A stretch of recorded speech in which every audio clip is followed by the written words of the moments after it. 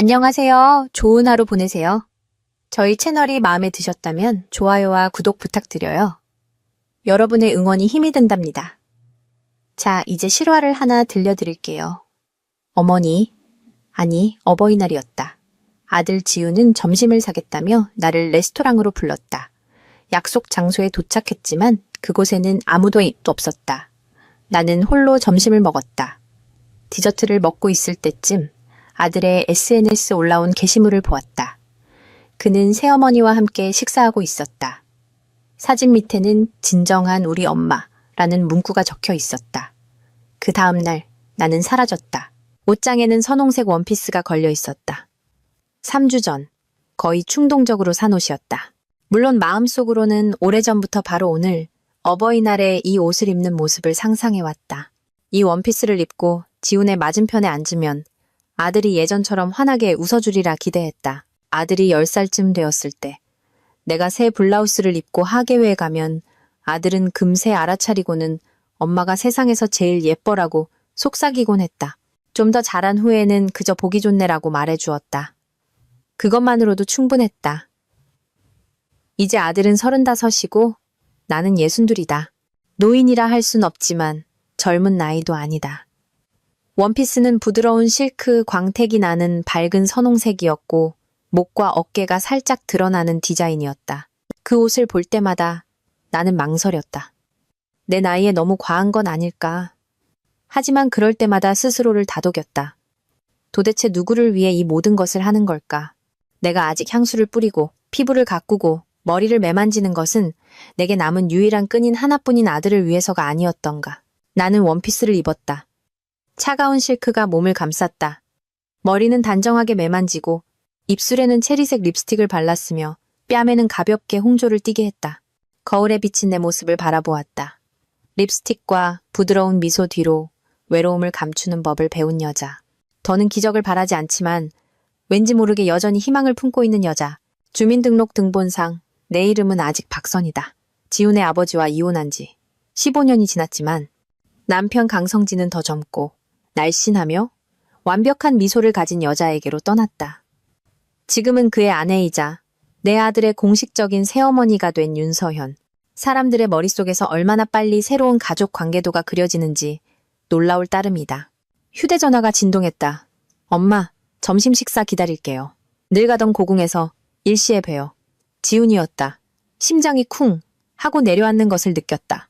어리석게도 별것 아닌 평범한 메시지였지만 아들이 먼저 연락해올 때마다 나는 스스로 인정하고 싶은 것 이상으로 그 연락을 기다렸다는 것을 깨닫곤 했다. 그는 나의 유일한 아들이다. 나는 27의 아들을 낳아 홀로 키웠다. 이혼 후에는 모든 것을 혼자 감당했다. 그럼에도 불구하고 그는 내 삶의 의미였다. 아들은 나와는 전혀 다른 삶을 살고 있었다. 자신의 벤처회사, 부동산, 수많은 미팅과 프로젝트들, 파노라마 창문과 와인잔을 배경으로 찍은 사진 속에서 그는 언제나 모든 것이 잘 풀리는 사람처럼 절제된 행복을 보였다. 나는 물론 그것이 자랑스러웠지만 때로는 아들이 점점 더 멀어지는 것처럼 느껴졌다. 나는 15분 일찍 도착했다. 원피스에 구두를 신고 머리도 단정하게 매만진 채였다. 마음속은 긴장으로 뭉쳐 있었지만 애써 태연했다. 그저 점심 식사일 뿐이고 어버이날일 뿐인데 나는 안내 데스크로 다가가 젊고 상냥한 미소를 띤 직원에게 고개를 끄덕였다.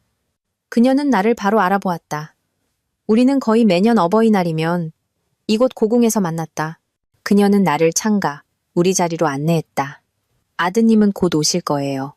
그녀가 냅킨을 바로 놓으며 물었다. 네, 그럼요. 거짓말이 자연스럽게 입에서 흘러나왔다. 이런 거짓말은 처음이 아니었다. 레스토랑 내부는 따뜻하고 활기찼다. 테이블마다 꽃이 놓여 있었고 아이들은 부모님께 카네이션을 달아드리고 있었으며 할머니들은 웃고 어머니들은 감격에 겨워 눈물을 글썽였다. 홀은 진정한 가족의 행복으로 가득 차 있었다. 나는 젊었을 때 배운 대로 허리를 꼿꼿이 펴고 앉았다. 어머니는 항상 말씀하셨다. 속이 무너지더라도 여왕처럼 앉아라. 일시가 되었다. 5분, 10분, 15분이 지났다. 아무도 오지 않았다. 그때 안면이 있는 나이든 종업원 아주머니가 다가왔다. 이해심 많은 눈빛을 한 분이었다. 기다리시는 동안 뭐 주문하시겠어요? 그냥 좀 늦는 모양이에요. 아마 길이 막히나 봐요. 내 목소리는 차분했다. 나는 길이 막히지 않는다는 것을 잘 알고 있었다. 스마트폰 지도 앱은 모든 길이 원활하다고 보여주고 있었다. 하지만 나는 계속해서 무엇보다 나 자신에게 거짓말을 했다. 옆 테이블에서는 딸이 어머니에게 목걸이가 든 작은 상자를 선물하고 있었다. 어머니는 행복에 겨워 울었다. 주위 사람들은 모두 미소 짓고 있었다. 나는 마치 유리 상자 안에 갇힌 듯 그들 사이에 앉아 있었다.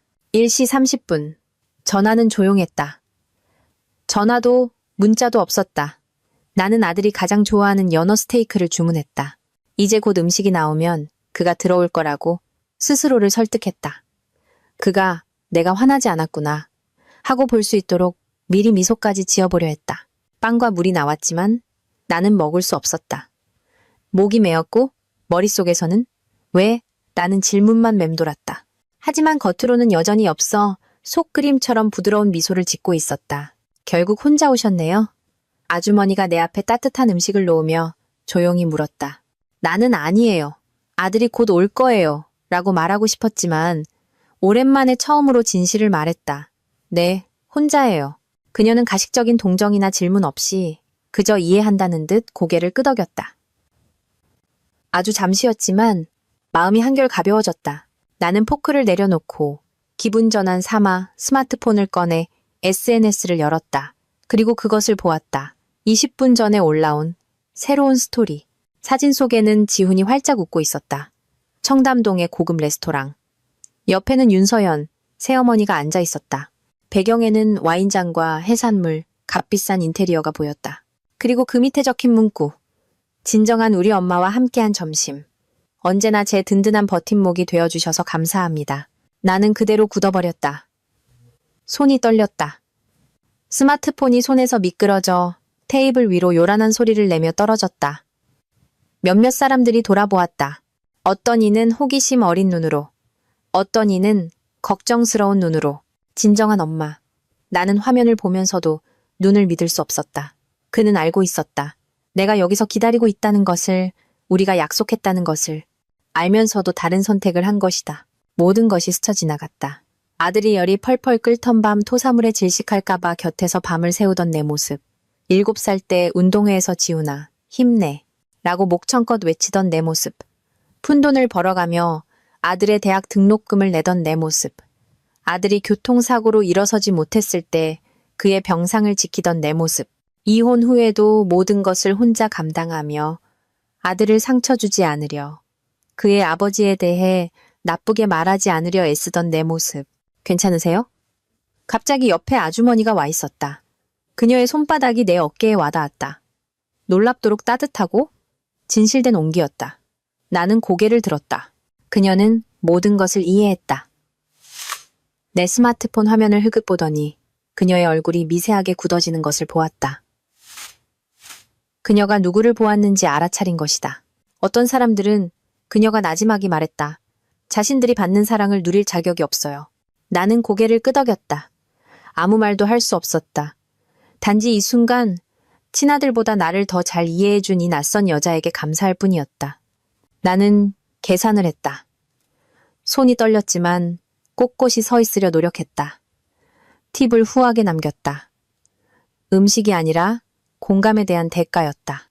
잠시나마 곁에 있어준 누군가에 대한 감사였다. 그리고는 붉은 원피스를 입은 채 밤꽃이 만발한 거리를 걸어 차로 향했다. 한 걸음 한 걸음 내디딜수록 모든 것이 명확해졌다. 지우는 늦은 것이 아니었다. 잊은 것도 아니었다. 그는 단지 선택한 것이었다. 오지 않기로, 나를 선택하지 않기로, 그녀를 선택하기로. 집에 돌아와 바보처럼 축하할 준비를 했던 바로 그 붉은 원피스를 입은 채 부엌에 앉아 있었다. 내 앞에는 작년에 지훈이 보낸 어버이날 카드가 놓여 있었다. 아마도 급하게 근처 편의점에서 산 듯한 평범한 카드였다. 반짝이와 감사와 사랑이라는 상투적인 문구. 그리고 그 아래에 휘갈겨 쓴 그의 서명. 지훈. 아무런 말도, 농담도, 추억도 없이. 마치 내가 직장 동료라도 되는 듯이 나는 얼마나 여러 번 이런 점을 눈치챘던가. 그의 메시지에서 온기가 줄어들고 그의 눈빛에서 관심이 사라지는 것을. 점점 더 무미건조하고 형식적으로 변해가는 것을. 마치 내가 해야 할 일 목록에 있는 의무사항처럼. 그럴 때마다 나는 스스로를 위로했다. 일이 바빠서, 나이가 들어서, 피곤해서. 내가 그에게 낯선 사람이 되었다는 생각만은 피하고 싶어서 온갖 이유를 댔다. 휴대전화가 진동했다. 새로운 메시지였다. 엄마, 미안. 회사에 급한 일이 생겨서 다음에 다시 날 잡아요. 나는 화면을 보며 내 안에 무언가가 끊어지는 것을 느꼈다. 그는 내가 아무것도 모를 거라고 생각했다. 내가 예전처럼 모든 것을 삼키고 믿고 괜찮은 척 할 거라고 생각했다. 그의 실수를 덮어주고 대신 사과할 거라고. 나는 답장을 썼다가 지우고 다시 썼다가 또 지웠다. 서운함과 분노, 고통이 있었지만 그 어떤 감정도 적절한 단어로 표현되지 않았다. 마침내 나는 그저 이렇게 썼다. 나 다 봤어. 메시지는 바로 읽음으로 표시되었지만 답장도 심지어 입력 중이라는 표시도 나타나지 않았다. 몇 분이 지나고 1시간, 2시간이 흘렀다. 정적만이 흘렀다. 창밖의 어둠과 유리에 비친 내 희미한 모습. 화려한 원피스를 입고 텅 빈 표정을 한 아무도 위로해주지 않을 고통을 끌어안은 여자. 문득 깨달았다. 이것은 단순한 서운함이 아니었다. 슬픔도 아니었다. 내 안에서 차갑고 단단한 새로운 무언가가 태어나고 있었다. 거의 안도감에 가까운 해방감. 나는 처음으로 나 자신을 어머니로서, 전처로서, 아들을 위해 억지로 버티는 사람으로서가 아니라 그저 한 여자로 바라보았다. 지쳐버린 여자. 더는 예비 선택지가 되고 싶지 않은 여자.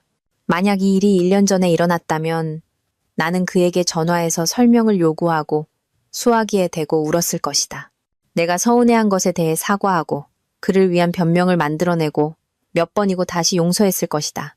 하지만 지금 부엌에 앉아있는 여자는 이미 다른 사람이었다. 나는 목적 없이 노트북을 열었다. 검색창을 열고 항공권이라고 썼다. 마드리드. 화면은 가격과 날짜, 행선지로 가득 찼다. 왜 하필 그곳인지는 몰랐다. 그저 젊은 시절 스페인에 가보는 것을 꿈꿨던 기억이 났다. 대학 시절 스페인 문학 수업에서 해밍웨이를 읽으며 길거리 카페에서 아침 커피를 마시고 스페인어를 듣고 석양을 바라보며 누구의 무엇도 아닌 존재가 되는 것은 어떤 기분일까 생각했던 기억이 났다. 손가락이 구매 버튼 위에서 멈췄다. 창밖 멀리 이웃집에서는 즐겁게 바비큐 파티를 하는 소리가 들렸다.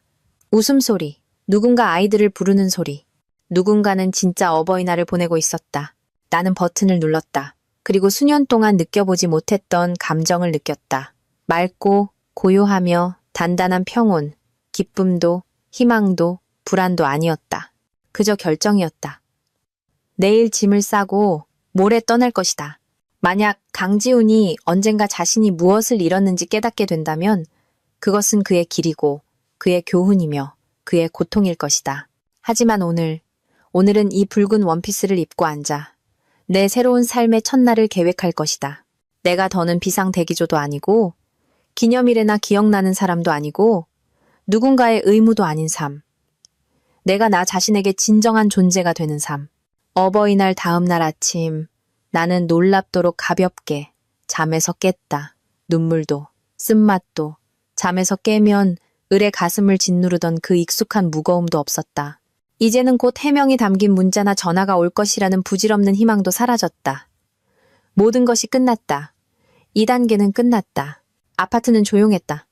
부엌에서 물을 끓이자 주전자 소리만 요란했다.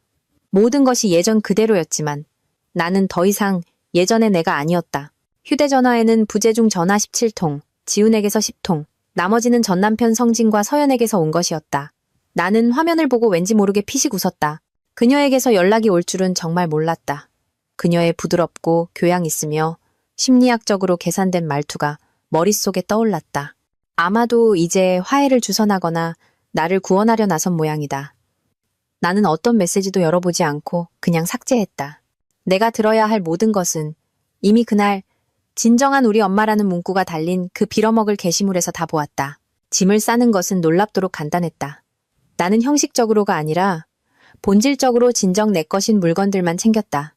할머니께서 명절마다 하시던 얇은 진주 목걸이, 어머니가 산부인과 앞에서 나를 안고 찍은 흑백 사진, 내 삶과 지훈, 그리고 상실에 대해 기록한 낡은 일기장 2권.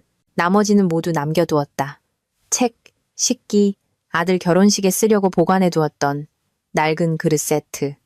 언젠가 버리지 못했던 아기 베넷 저고리. 이 모든 것이 찬장 속에 그대로 남았다. 마치 내 이전의 희생적인 삶의 증거물처럼. 나는 이웃집 김 여사님께 전화를 걸었다. 그녀는 나를 오랫동안 알아왔다. 내가 성진과 다투는 모습도, 그 후 밤마다 홀로 발코니에서 차를 마시며 앉아있는 모습도 보았다. 그녀는 말없이 발코니를 통해 재 믿은 병을 건네주곤 했지만 결코 내 마음속을 파고들려 하지 않았고, 그러면서도 항상 곁에 있었다. 언니, 저 떠나요. 나는 그녀의 부엌에 앉아 말했다. 언제나처럼 계피와 커피 향이 났다. 기약 없이요. 아파트 좀 봐주실 수 있어요? 그녀는 나를 유심히 쳐다보았다. 어디로? 일단은 마드리드로요. 그녀는 놀라지 않고 천천히 고개를 끄덕였다. 진작에 그랬어야지. 그 아들놈, 지훈이 말이야. 엄마가 고무줄이 아니란 걸 알아야 해. 나는 그녀에게 예비 열쇠와 변호사 연락처를 남겼고 우편물은 은행 사서함으로 보내달라고 부탁했다. 나머지는 어떻게 되든 상관없었다. 누가 청소기를 돌릴지, 누가 화초에 물을 줄지 더는 신경 쓰지 않았다. 나는 마침내 나 자신에게 돌보지 않아도 될 자유를 허락했다. 비행은 다른 세계로 가는 문과 같았다. 말이 없는 승객들, 창밖 풍경, 플라스틱 컵에 담긴 커피, 그리고 내면의 평온. 나는 더 이상 서두르지 않고 기다리지 않고 변명하지 않았다. 마드리드에서는 말라사냐, 지구에 있는 아주 작은 아파트를 빌렸다. 낡은 건물, 좁은 거리, 꽃이 놓인 발코니들. 집주인인 페데리코라는 노인은 내가 3개월치 월세를 선불로 내고 별다른 질문을 하지 않자 기뻐했다. 작가이신가요? 그는 내 단출한 여행 가방을 보며 미소 지었다. 제가 누구인지 아직 저도 잘 모르겠어요. 나는 솔직하게 대답했다. 그는 마치 이해한다는 듯 고개를 끄덕였다. 그리고 나는 수년 만에 처음으로 나 또한 나 자신을 이해하기 시작했다는 것을 깨달았다. 아파트는 간소했다. 좁은 침대, 책상, 작은 부엌, 그리고 낡은 아파트 안뜰이 보이는 창문.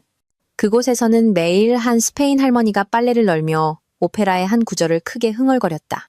때로는 아이들이 장난감 칼을 들고 지나갔고, 때로는 노인들이 개를 데리고 지나갔다. 그리고 나는 그저 존재했다. 시장에 가고, 스마트폰으로 스페인어 회화를 배우고, 길거리 카페에서 커피를 마시며 살아있음을 느끼려 했었다. 하루가 가고, 이틀이 가고, 일주일이 지났다. 문득 나는 깨달았다. 나는 누구에게도 필요하지 않았다. 그리고 그 안에 자유가 있었다. 아무도 나를 기다리지 않고, 요구하지 않고, 비난하지 않았다. 아무도 엄마가 맨날 전화한다거나, 왜 하필 지금이냐거나, 방해된다고 불평하지 않았다. 휴대전화는 비행기 모드로 해두고, 은행 업무와 뉴스를 볼 때만 와이파이를 켰다. 지훈의 전화와 문자는 계속 쏟아졌다. 처음에는 매일, 그 다음에는 하루 걸러. 나중에는 수십 통씩. 성진과 서연도 나타났다. 그 다음에는 모르는 번호들도. 아마 친척들까지 동원된 모양이다. 나는 모든 것을 무시했다. 그들도 필요 없는 존재가 되는 것이 어떤 기분인지 느껴보라고. 2번째 주, 나는 처음으로 펜을 들고 일기장을 열었다. 지훈에 대해서도 서운함에 대해서도 아니었다. 도시에 대해 썼다. 태양에 대해, 커피향에 대해, 광장에서 체스를 두는 노인들에 대해, 그리고 기대 없이 숨쉬는 것이 어떤 기분인지에 대해. 그저 존재하는 것, 늙은 이웃, 할머니가 발코니에서 카르멘을 부르는 것을 듣는 것. 나는 글을 쓰면서 내 안에서 수년간 쌓여왔던 무언가 무거운 것이 빠져나가는 것을 느꼈다. 마침내 지훈이 아니라 사과만 하던 낡고 억눌린 과거에 나 자신으로부터 해방된 것 같았다. 그리고 그 순간 나는 처음으로 생각했다. 어쩌면 이것은 도망이 아닐지도 모른다. 내가 무언가로부터 도망치는 것이 아니라 마침내 내가 진정 있어야 할 곳으로 가고 있는 것일지도 모른다고. 3번째 주, 나는 내게 거의 고향처럼 느껴지는 카페를 찾았다. 레티로 공원 근처 골목에 숨겨진 작은 곳이었다. 안에는 나무 테이블과 스페인어, 영어, 프랑스어, 심지어 러시아어로 된 책이 꽂힌 책장이 있었다. 나는 낡은 판본의 죄와 벌을 발견하기도 했다. 그리고 카운터 뒤에는 소피아라는 여인이 있었다. 30년 전 마드리드로 이주해 그대로 정착한 교포였다. 한국에서 오셨어요? 그녀가 내 3번째 방문 때 약간의 억양으로 물었다. 임시로요. 나는 웃으며 대답했지만 정작 나 자신도 그것이 임시인지 확신할 수 없었다. 그녀가 웃었다. 우리 모두 여기 임시로 있는 거예요. 그걸 인정하지 않는 사람이 대부분일 뿐이죠. 소피아는 마드리드에서 나의 첫 번째 진정한 친구가 되었다. 그녀는 68이었고 2번의 결혼과 3명의 자녀를 두었으며 자녀들은 매주 일요일마다 전화를 걸고 크리스마스에는 찾아왔다. 그녀는 자유롭고 자신감 있고 현명했으며 무엇보다 살아있는 진정한 사람이었다. 무언가로부터 도망치고 있군요. 그녀가 어느 날 내게 2번째 커피를 따라주며 말했다. 저 자신에게로 가고 있어요. 내가 대답했다. 같은 말이에요. 방향만 다를 뿐. 나는 그녀에게 모든 것을 털어놓았다. 지훈에 대해, 레스토랑에 대해, 그 사진에 대해, 그리고 아직도 내 가슴을 옥죄는 진정한 우리 엄마라는 말에 대해. 소피아는 말없이 들었고 이따금 고개를 끄덕였다. 마치 그 감정을 속속들이 아는 사람처럼. 내 둘째 아들도 똑같은 짓을 했어요. 그녀가 말했다. 이혼 후에 아빠와 그의 새 아내를 선택했죠. 오랫동안 말도 안 했어요. 6년 동안. 어떻게 하셨어요? 그녀는 창밖을 바라보다가 천천히 대답했다. 놓아주었지. 그게 가장 힘들었어. 하지만 때로는 사랑이란 붙잡는 게 아니라 놓아주는 거야. 그리고 그 사람이 무엇을 잃었는지 보게 해주는 거지. 돌아왔고 노력했지만 그때쯤 나는 이미 그 애 없이도 행복해지는 법을 배웠어. 그게 모든 것을 바꿔놓았지. 그날 저녁 나는 오랫동안 내 아파트 부엌에 앉아 창밖을 보며 글을 썼다. 마치 본물이 터진 것처럼 썼다. 지훈을 변호했던 세월에 대해. 그는 그냥 바쁜 거야. 피곤한 거야. 전화하는 걸 좋아하지 않지만 그래도 기억하고 있을 거야. 그에게 내가 점차 달력 같은 존재가 되어갔던 것에 대해. 3월 8일 여성의 날에는 의례적인 카드, 새해에는 문자 한 통, 1년에 2번 전화, 수년간 나는 그것으로 충분한 척했다. 더 많은 것을 요구하면 그나마 있는 것마저 잃을까봐 두려워했던 것에 대해. 구석에서 충전 중이던 전화기가 진동했다. 또 다른 메시지. 엄마, 제발 전화 좀 줘요. 할 얘기가 있어요. 중요해요. 나는 오랫동안 화면을 바라보았다. 과거의 나라면 벌써 전화를 걸었을 것이다. 머릿속에는 무슨 일이라도 생겼나? 내가 너무 심했나? 그 애가 정말 뉘우치고 있다면? 같은 생각들이 맴돌았을 것이다. 하지만 지금 마드리드의 창가에 앉아 진한 커피 한 잔과 무릎 위 잡지를 놓고 있는 여자는 구하러 달려가지 않았다. 나는 그저 메시지를 삭제하고 전화기를 껐다. 발코니에서는 그 이웃 할머니의 영원한 오페라가 들려왔다. 오늘은 아마도 카르멘의 한 구절인 듯했다. 높은 음이 내 새로운 삶의 화음처럼 안뜰에 울려 퍼졌다. 나는 노트북을 열고 이웃집 김 여사님께 메일을 썼다. 언니, 저 여기 좀 더 머물게 될 것 같아요. 더 오래 지낼 아파트를 알아보고 있어요. 제 집 돌봐주셔서 고마워요. 연락드릴게요. 선이가. 보내기를 누르고 노트북을 닫았다. 내일은 프라도 미술관. 그 다음엔 소피아와 커피. 그 다음엔 내가 영어를 가르치기 시작한 어학원의 학생들과 스페인어 회화 연습. 그 다음엔 일기. 그 다음엔 저녁 산책. 모든 것이 단순하고 모두 내 것이며 모두 내 뜻대로였다. 그리고 지훈. 지훈은 기다릴 것이다. 그는 내가 항상 곁에 있고 항상 용서하고 항상 그를 대신해 결정해주는 것에 익숙해져 있다. 이제 그가 버려지는 것이 어떤 기분인지 알게 될 차례였다. 그리고 그것이 내게 나의 실종이 유익했던 것처럼 그에게도 유익하기를 바랄 뿐이었다. 마드리드에서 산 지 한 달이 넘었다. 하루하루가 지날수록 내 안에서 무겁고 오래된 무언가가 사라지는 것을 느꼈다. 마치 뼛속에서부터 빠져나가는 것 같았다. 기대, 불안, 필요해지고 싶은 끝없는 욕구. 나는 다시 살아있음을 느끼기 시작했다. 지훈의 엄마나 전처로서가 아니라 그저 있는 그대로의 한 여자로서. 나는 지역센터에서 영어 회화 수업을 시작했다. 그룹에는 대학 입시를 준비하는 10대들과 업무상 언어가 필요한 성인들이 있었다. 모두 나를 선희 교수님이라고 불렀다. 그들은 꽃과 집에서 구운 파이를 가져다 주었고 어리석은 질문이 가득하지만 진정한 관심이 담긴 공책을 내밀었다. 특히 유진이라는 소녀와 가까워졌다. 17살의 수줍고 솔직한 얼굴과 생기 넘치는 눈을 가진 아이였다. 내 어린 시절을 떠올리게 했다. 조용하고 똑똑하며 허락된 것 이상을 이해하려는 갈증이 있었다. 우리는 종종 수업 후에 남았다. 그녀는 발음 연습을 하고 런던과 책, 학업에 대한 꿈을 이야기했다. 선생님은 다른 분들과 달라요. 어느 날 그녀가 말했다. 진짜 같아요. 그런 사람이 되려고 배우는 중이야. 나는 솔직하게 대답했다. 그리고 정말로 배우고 있었다. 떠나온 것에 대해 사과하지 않는 법, 설명 없이 아니요라고 말하는 법, 남들이 나에 대해 어떻게 말할지 생각하지 않는 법을. 소피아와 나는 저녁에 자주 산책했다. 그녀는 관광객들이 다니지 않는 골목길을 보여주었다. 진짜 타파스가 있는 작은 바, 도자기를 파는 가게, 주인이 모든 손님의 이름을 아는 상점들. 너 변했어. 어느 날 그녀가 말했다. 눈빛이 달라졌어. 단단해졌달까. 나 처음으로 내 삶을 내가 있어야 할 곳에서 살고 있다고 느껴. 내 삶을. 그녀는 축배를 들자며 잔을 들었다. 너의 도착을 위하여. 우리는 잔을 부딪혔고 그 순간 나는 깨달았다. 나는 도시에 도착한 것이 아니라 나 자신에게 도착했다. 그리고 그 일이 일어났다. 모르는 스페인 번호로 전화가 걸려왔다. 거의 받고 싶지 않았다. 이미 전화에 반응하지 않는 것에 익숙해졌지만 무언가 받아야 한다고 속삭였다. 박선희 씨?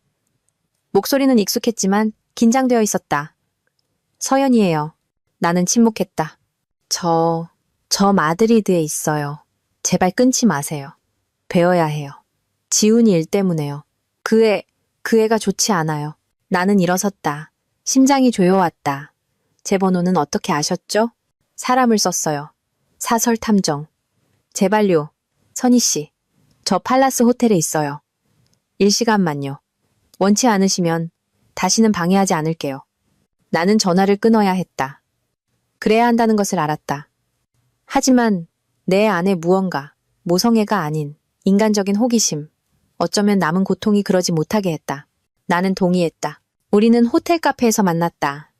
서현은 평소처럼 완벽하게 차려입은 모습이 아니라 지쳐 보였다. 화장은 번졌고 머리는 대충 묶여 있었다. 그녀는 마치 생명줄처럼 찻잔을 들고 있었다. 와주셔서 감사해요. 그녀가 시작했다. 보기 좋으시네요. 나는 대답하지 않고 그냥 맞은편에 앉았다. 55분 드릴게요. 현명하게 쓰세요. 그녀는 고개를 끄덕이며 느리고 조용하게 거의 더듬거리며 말했다. 내가 떠난 후 지훈이 변했고 사업이 무너지고 있으며 집중하지 못하고 술을 마시기 시작했고 계약과 친구들을 잃고 심지어 아버지와도 거의 대화하지 않는다고 했다. 저희가 어떻게 해야 할지 모르겠어요. 그녀가 고백했다. 그 애는 계속해서 자기를 진정으로 사랑해준 유일한 사람을 망가뜨렸다고 되뇌어요. 그래서 저한테 뭘 원하시죠? 내 목소리는 침착하고 평온했다. 그 애와 이야기 좀 해주세요. 그 애가 부탁했어요. 어떻게 바로잡아야 할지 모른대요. 나는 그녀를, 내 자리를 차지한 이 여자를 바라보며 그녀에게 분노나 질투가 아닌 그저 피로감을 느낀다는 것을 깨달았다. 그가 그동안 단 한 번이라도 전화가 아니라 진심으로 사과한 적이 있나요? 자기가 한 짓을 정신이 없었다거나 그럴 의도는 없었다가 아니라 내가 잔인했다, 내가 배신했다고 인정한 적이 있었나요? 서연은 침묵했고 이내 고개를 숙였다. 그는 그러고 싶지 않았다고 해요. 그것만으로는 부족해요. 나는 일어나 커피값을 테이블에 놓았다. 있잖아요. 저는 35년 동안 아들에게 사랑이란 항상 곁에 있는 것이고 실망시키고 무시하고 모욕해도 언제나 용서받을 수 있는 것이라고 가르쳤어요. 제가 그를 그렇게 만들었죠. 이제 그 대가를 치르고 있는 거고요. 나는 출구로 향했다. 중간쯤에서 돌아섰다. 그에게 한 가지는 전해주세요. 저는 그 애를 사랑해요. 하지만 바로 그렇기 때문에 그의 인생을 더 쉽게 만들어주지 않을 거예요. 제 용서를 원한다면 얻어내라고 하세요. 말이 아니라, 동정이 아니라 행동으로요. 그리고 나는 마드리드의 태양 속으로 걸어나갔다. 꼿꼿하고 차분하며 죄책감 없이 유진이가 나를 기다리고 있었다. 우리는 오래된 시장을 산책하기로 약속했었다. 괜찮으세요? 그녀가 내 얼굴을 보며 물었다. 모든 것이 있어야 할 그대로야. 내가 대답했다. 그리고 오랜만에 이것은 방어가 아니라 진실이었다. 저녁에는 소피아에게 전화했다. 우리는 보통 문자를 주고받았지만 이번에는 그저 그녀의 목소리를 듣고 싶었다. 그래. 그녀는 내가 시작하기를 기다리지 않고 물었다. 왔다 갔어? 기어왔지. 아니, 날아왔어. 연극적인 등장으로. 내가 지훈이를 구해주길 바라더군. 그래서 넌 그가 용서를 원한다면 그것을 얻어내는 법을 배우라고 했어. 똑똑하네. 소피아의 목소리에는 아첨이 아닌 인정이 담겨 있었다. 너 마침내 진정한 어머니가 되었구나.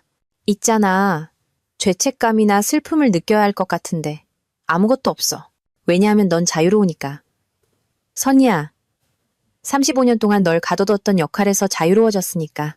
전화를 끊고 나는 책상에 앉아 여기서 쓰기 시작한 노트를 꺼냈다.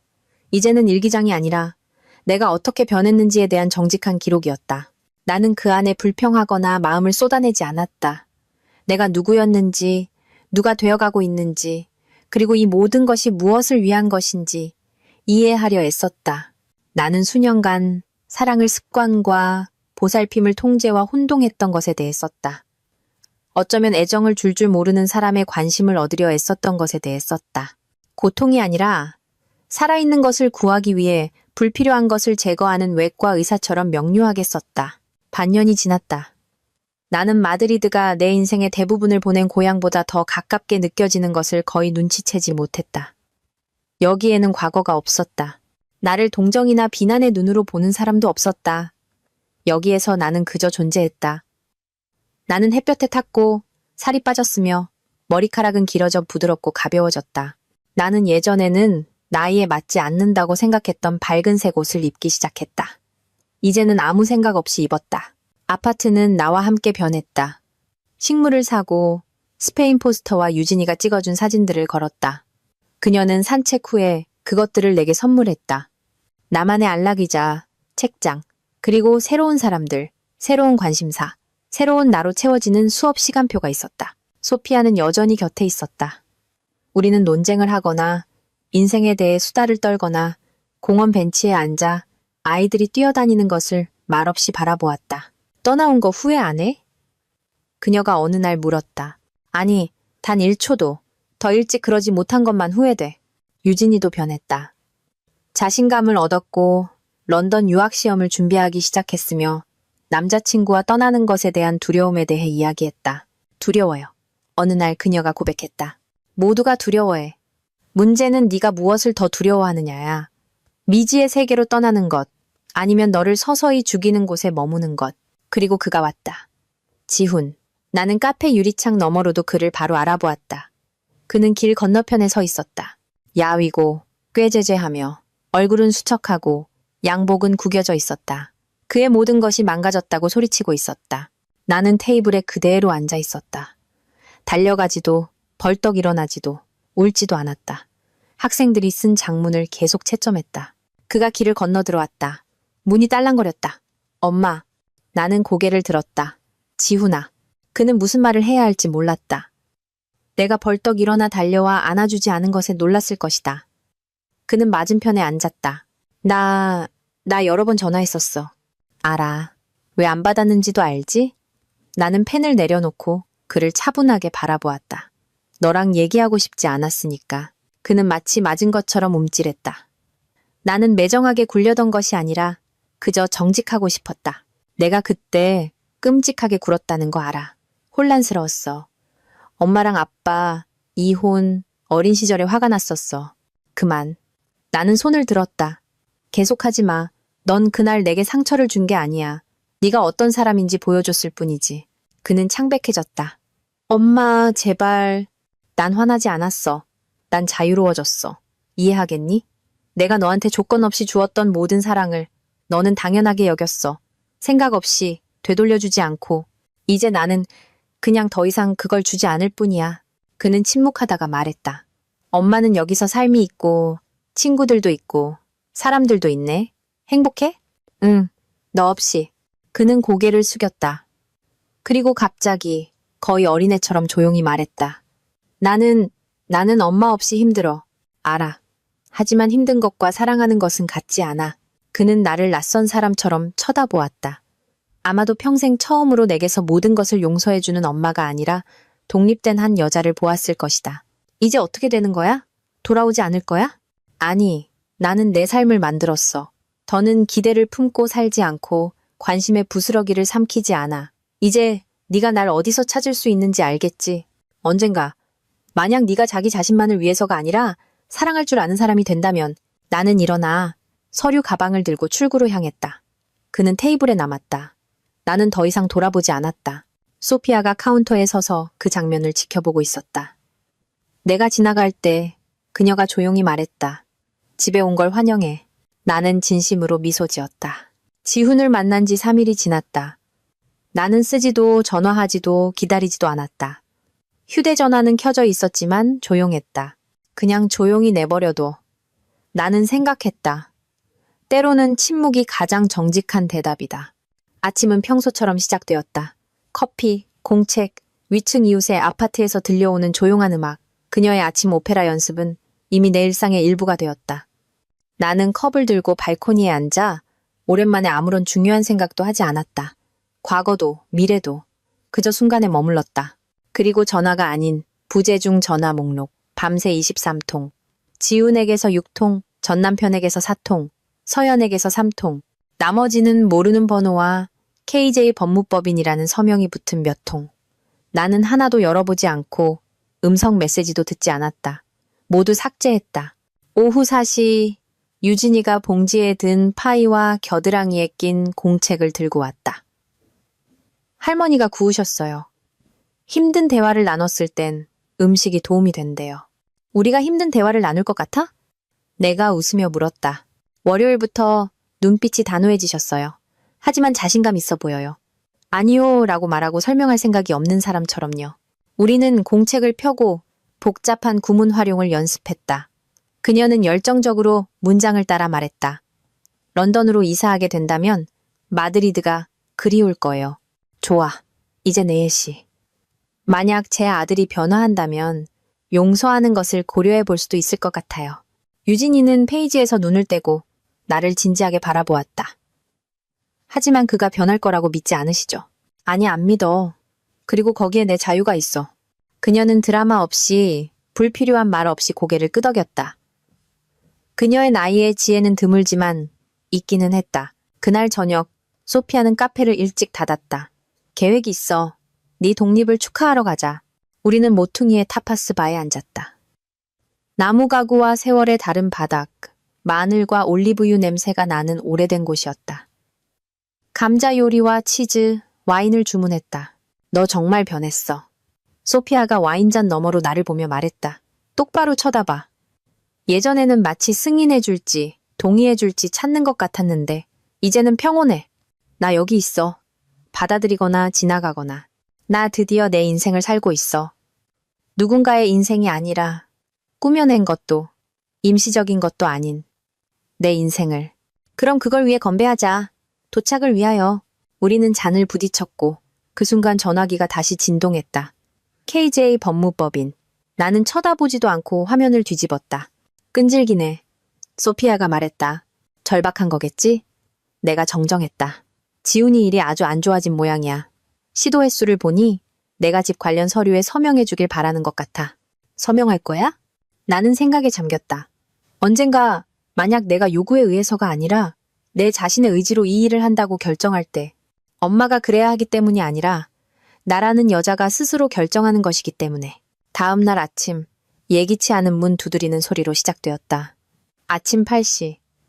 문 앞에는 값비싼 양복의 가죽 서류 가방을 든 젊은 남자가 서 있었다. 거절에 익숙하지 않은 사람의 모습이었지만 지금은 극도로 불안해 보였다. 박선희 여사님, 좋은 아침입니다. 저는 박지훈 변호사입니다. 아드님, 강지훈 씨의 법률 대리인입니다. 나는 살짝 열린 문틈으로 그를 쳐다보았다. 차분하게. 제 주소는 어떻게 아셨죠? 전문가를 고용했습니다. 죄송합니다. 이런 방식이. 그는 말을 더듬었다. 강압적으로 보인다는 걸 알지만 상황이 심각합니다. 아드님은 파산 직전이고 만약 여사님께서 부동산 관련 서류에 서명하지 않으시면 그에게 큰 문제가 생깁니다. 박 변호사님, 내가 조용히 말했다. 제 아들은 저를 공개적으로 그리고 무례하게 배신했습니다. 그것을 바로잡기 위해 단 한 번의 진정한 노력도 하지 않았죠. 하지만 어머니시잖아요. 바로 그렇습니다. 그리고 진정한 어머니는 행동에는 결과가 따른다는 것을 가르칩니다. 아들이 스스로 판 구덩이에 빠질 때마다 구해주는 것이 아니고요. 그는 시선을 떨구었다. 만약 변호사님이나 다른 누군가가 다시 저를 찾아온다면 저는 경찰에 신고할 겁니다. 제가 타국에 있지만 무방비 상태는 아닙니다. 아시겠습니까? 알겠습니다. 죄송합니다. 나는 문을 닫았다. 천천히. 차분하게 잠금 장치를 돌렸다. 그리고 커피를 내리고 소피아에게 전화했다. 왔었어. 서류 들고. 그래서 죽여버렸어? 거의. 말로. 잘했어. 엄마가 아니라 사람이 되어야지. 나는 거리를 내다보며 미소 지었다.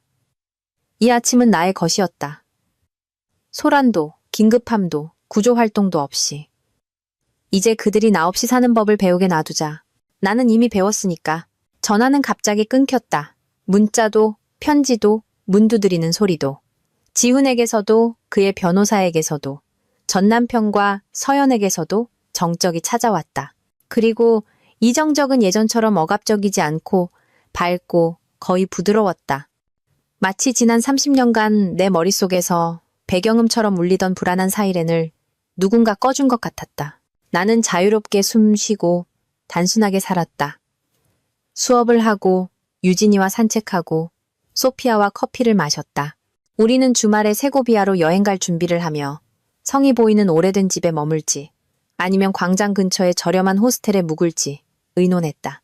삶은 평온하고 아늑했으며 처음으로 오직 나의 것이었다. 한 달 후 이웃집 김 여사님께 편지가 왔다. 선희야, 믿지 못하겠지만 네 집 팔렸어. 지훈이가 급하게 가격을 낮춰서 겨우 구매자를 찾았대. 듣자 하니 회사도 문 닫았다고 하더라. 전부 적자래. 성진이랑 서연이도 순탄치 않은지 이혼 소송 중이래. 압박을 못 견뎠나 봐. 우리는 여기서 널 생각하고 그립지만 자랑스러워. 잘 지내. 언니가. 나는 무언가 덜컥거리기를 기대하며 편지를 2번 읽었다. 연민, 고통, 후회. 하지만 아니었다. 오랫동안 맞지 않던 퍼즐 조각이 제자리를 찾은 듯한 느낌뿐이었다. 딸깍하고 모든 것이 올바르게 되었다. 나는 레티로 공원 벤치에 유진이와 앉아 있었다. 우리는 아이스크림을 먹으며 그녀의 런던 유학에 대해 이야기했다. 그녀는 시험에 합격하고 장학금을 받았으며 가을에 떠날 예정이었다. 그가 또 나타날 거라고 생각하세요? 그녀가 물었다. 그럴지도. 하지만 이제 내게는 중요하지 않아. 나는 더 이상 기다림 속에 살지 않으니까. 만약 그가 진정으로 변한다면요? 나는 생각에 잠겼다. 그렇다면 아마도 그를 받아들일지도 몰라. 하지만 예전처럼 굴욕과 고통 속에서가 아니라 한 성인이 다른 성인을 받아들이는 것처럼 만약 그가 말뿐이 아니라 행동으로 정직하게 말할 준비가 되어 있다면 저녁에 우리는 소피아와 플라멩코를 보러 갔다.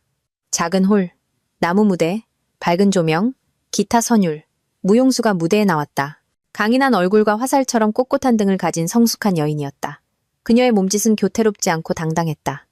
모든 걸음걸이가 나 여기 있다. 나는 누군가를 위한 것이 아니라 나 자신을 위한 것이다. 라고 외치는 듯했다. 나는 그녀를 보며 생각했다. 이것이 바로 여성의 힘이다. 희생이나 끝없는 용서가 아니라 자신의 자리를 지킬 줄 아는 능력. 소피아가 내게로 돌아섰다. 자, 말해봐. 너는 지금 누구야? 엄마, 아내, 선생님, 도망자, 작가? 누구지? 나는 누구일까? 생각하다가 미소 지었다. 나는 박선희야. 그걸로 충분해. 1년이 지났다. 가을의 어느 쌀쌀한 날, 나는 다시 그 카페에서 소피아와 함께 앉아 장문을 채점하고 있었다. 갑자기 문이 살짝 열리며 종이 울렸고 문턱에 지훈이 나타났다. 같은 눈빛이었지만 더 이상 자신감 넘치거나 압박하는 것이 아니라 불안하고 혼란스러우며 진실된 눈빛이었다. 그는 들어올지 돌아설지 모른 채 서 있었다. 나는 아무 말도 하지 않고 그저 바라보았다. 그는 천천히 들어와 맞은편에 앉았다. 쓸데없는 말은 하고 싶지 않아요. 그냥 엄마가 알아줬으면 해서요. 나 다시 시작했어요. 처음부터요. 평범한 회사에 취직했고 심리치료도 받고 있어요. 차도 팔고 허세 없이, 환상 없이, 자기 기만 없이 사는 법을 배우고 있어요. 이제 책도 읽고 글도 쓰고 요리도 하고 청소도 직접 해요. 곁에는 아무도 없어요. 오직 저뿐이에요. 엄마가 바라던 사람이 되려고 노력하고 있어요. 엄마를 위해서가 아니라 나 자신을 위해서요. 하지만 다르게 살 수도 있다는 걸 가르쳐 준 건 엄마였어요. 나는 침묵했다. 무슨 말을 해야 할지 몰라서가 아니라 그가 이 말을 끝까지 어설픈 동정이나 즉각적인 용서 없이 내뱉어야 한다는 것을 알았기 때문이다. 그는 주머니에서 봉투를 꺼냈다. 여기 편지가 있어요. 요구도 부탁도 아니에요. 그냥 그때 내가 하지 못했던 모든 말들이에요. 언젠가 원하신다면 읽어보거나 태워버리세요. 나는 봉투를 받았다. 잠시 침묵했다. 지훈아, 네가 와줘서 기뻐. 내가 널 용서해서가 아니라 어쩌면 네가 처음으로 구원을 위해서가 아니라 다른 사람이 되기 위해 온 것 같아서. 그는 고개를 끄덕였다. 엄마는 항상 진정한 사람이었어요. 나는 이제야 그게 무슨 뜻인지 배우고 있어요.